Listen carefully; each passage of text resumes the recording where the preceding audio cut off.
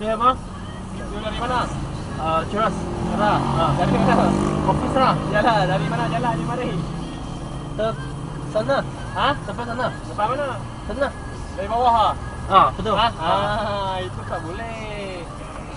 Itu double line dari atas saja boleh turun. Dia kena masuk sana. Masuk sana? Nampak itu mereka semua masuk sana.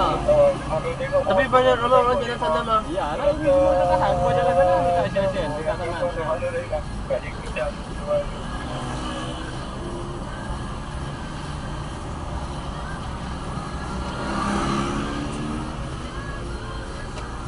Boleh eh?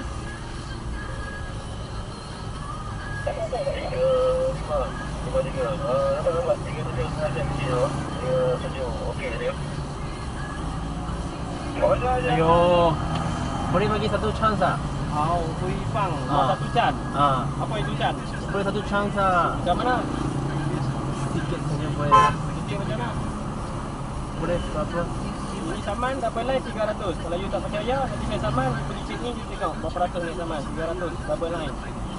Betul lah. Sekarang boleh satu chance ah? Ya lah, you mau macam mana? You tengok saya punya jas, saya punya satu kawan ada. 3 orang. 3 orang Ha. ah? 50 boleh. 50. Ha? 50 boleh ah? Okey, saya bagi last kan. 100 boleh. Ayo, tak boleh lah. Okey, Semua sekarang saya you mau tanya, you mau bayar 300 ke you mau bayar 100? satu chance lah.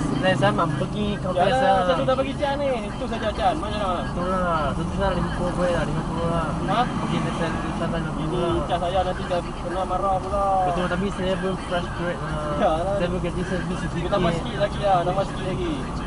Boleh? 60 boleh lah. Boleh lah, boleh lah. Dua lah, minum doang. Boleh lah. Ha.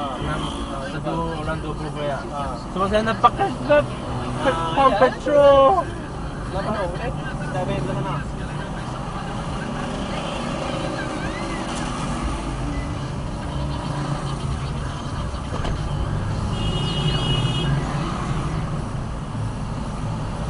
Yo, sekarang ni semua orang simpan sini.